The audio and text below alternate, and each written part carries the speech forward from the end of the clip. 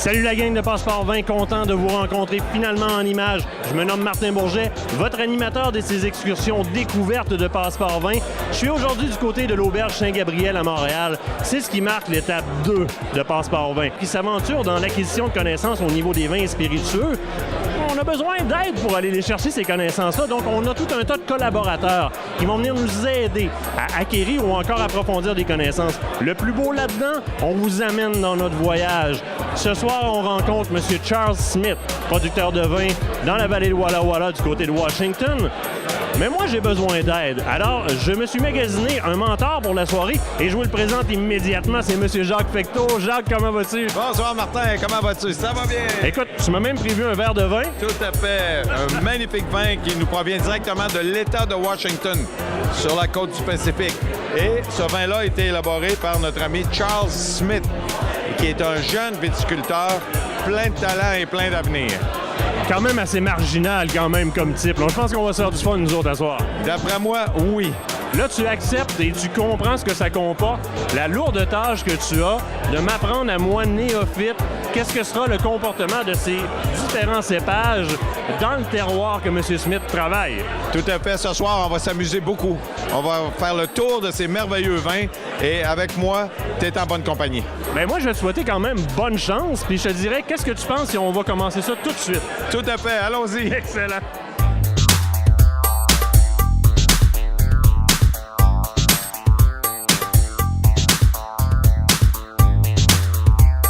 Il n'y a pas de plus beaux endroits que l'auberge Saint-Gabriel à Montréal, qui est, si je ne me trompe pas, le plus vieille auberge de la ville pour avoir une réception comme celle-ci. Ce qui est plaisant, derrière moi, vous voyez tous les gens de l'industrie qui sont venus ici pour rencontrer Charles Smith, pour rencontrer des gens aussi de AOC et compagnie, qui sont les gens qui nous ont invités sur place. Donc, c'est l'endroit parfait pour venir apprendre sur les vins de ce winemaker-là, de ce vignoble-là, puisqu'il est en salle, qui se promène et qui porte une attention particulière à chacune des personnes qui va déguster le vin. Il va parler un peu de tout le côté émotif qu'il y a derrière la fabrication de chacun de ces vins-là. Donc, c'est vraiment une opportunité numéro 1 pour nous autres, néophytes, de venir se tremper un petit peu dans cet univers-là.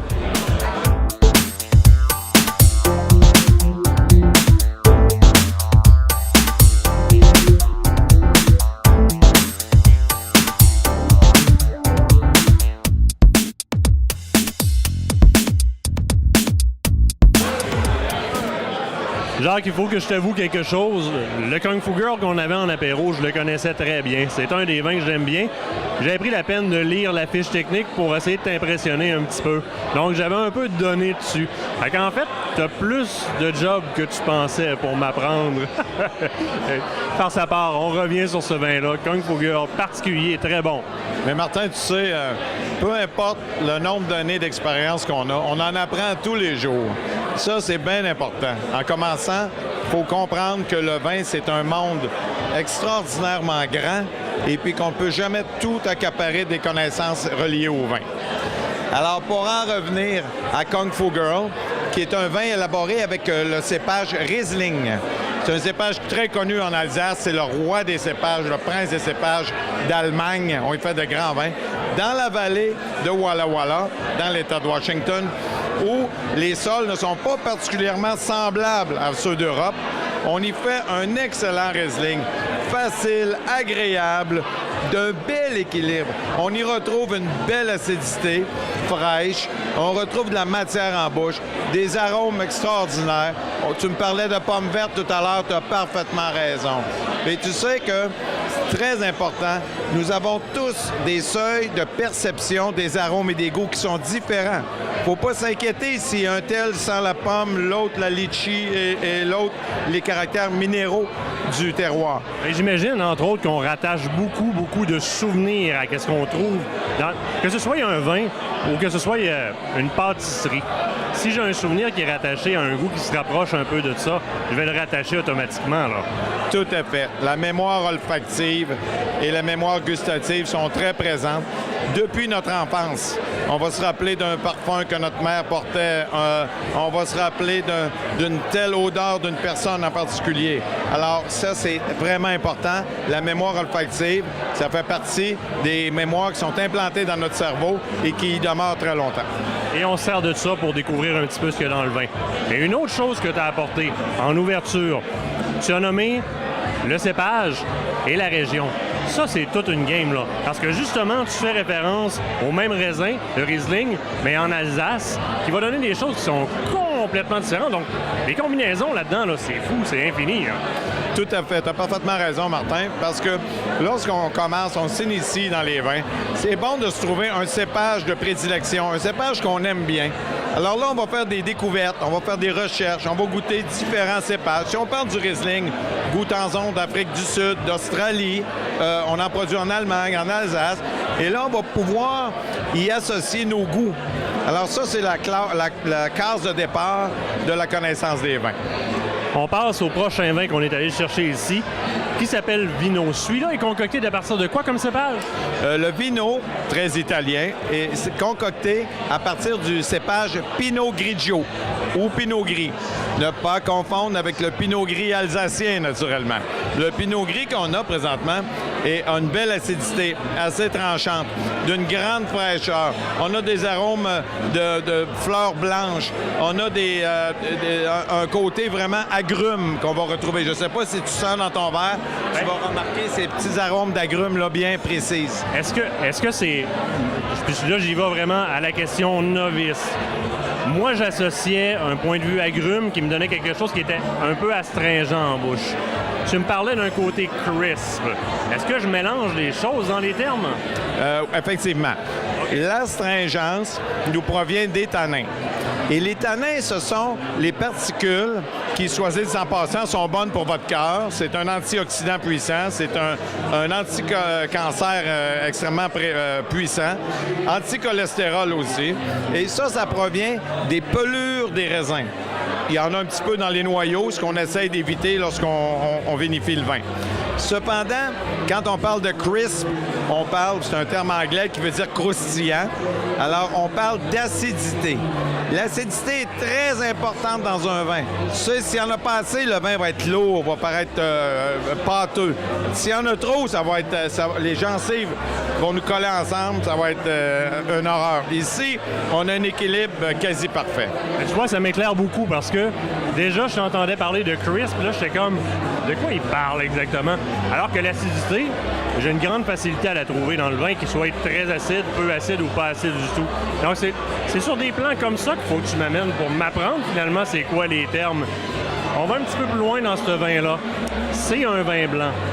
Et je me permets une question parce que c'est un vin qui, pour moi, quand j'y goûte, a quand même une ampleur au niveau des saveurs que je découvre qui est super intéressante. Et quand je trouve ça dans un vin rouge, je vais souvent rapidement me dire il y a quand même pas mal d'organique dedans. Donc, c'est quelque chose qui a un potentiel de vieillissement. Je t'amène sur le terrain des blancs au niveau du potentiel de vieillissement. Et en sous-question, je parle beaucoup d'un fois, hein, je te demande si cette perception-là du goût qui est très, très, très grand, qui est très élaboré, il y a rapport ou pas? On a, ce que tu m'expliques là, ce que tu me parles, ta question a trait à la longueur du vin. Le temps que le vin perdure en bouche, le temps que nous avons l'impression que le vin perdure en bouche. Par exemple, on va prendre une gorgée de vin, je vais te parler quelques minutes, et après ça, j'ai encore cette impression-là, je goûte le vin encore, la longueur en bouche. Il peut y avoir des longueurs phénoménales et dans les vins blancs et dans les vins rouges. Cependant, il y a une différence à marquer dans la composition des vins. Dans le cas des vins blancs, les éléments structurants du vin blanc sont l'acidité et l'alcool, qu'on va décrire comme le moelleux. L'alcool, avec ses fonctions glycérine, on n'embarquera pas là-dedans, mais va nous donner les larmes qui vont couler le long. C'est ce qu'on voit les gens qui s'y connaissent regarder lorsqu'ils penchent leur verre. Exactement, on voit les larmes. Ça, c'est une fonction qui est directement proportionnelle à l'alcool qui est contenu dans le vin. On sait que les vins peuvent contenir entre 8 et 15 % d'alcool. Alors là, on va voir la grande différence à ce moment-là. Donc, on revient au vin qu'on est en train de goûter en tant que tel. On parle d'agrumes, on parle d'un côté qui est crisp, on parle d'un vin qui est quand même frais dû à son acidité. Si on déborde ça, on s'en va vers quoi? On s'en va vers un vin qui est équilibré. Alors, il existe un équilibre. Tout à l'heure, on parlera de l'équilibre des vins rouges. Maintenant, l'équilibre des vins blancs se situe toujours à acidité, moelleux de l'alcool. On va remarquer que des vins qui sont blancs, qui sont sucrés. Alors, prenons par exemple les sauternes. Prenons un sauterne, un taux de sucre très élevé dans le verre, avec un alcool normal. Mais vous allez voir quand même ces longues et lancineuses larmes coulées le long de la paroi du verre. Alors, on en est à l'équilibre. Donc, ce qu'on voit aussi, par exemple, quand on va vers des vins de glace ou encore si on va sur des late harvest, on va remarquer ça. Donc ça, c'est le sucre ou l'alcool qu'il y a dedans. Tout à fait. Et les deux. Là, on continue à goûter un petit peu à cette merveille-là. Et ce que je te propose, c'est qu'on saute au prochain, qui est un blanc, parce qu'après ça, moi, j'ai bien hâte, on tombe dans les rouges. Tout à fait, tout à fait.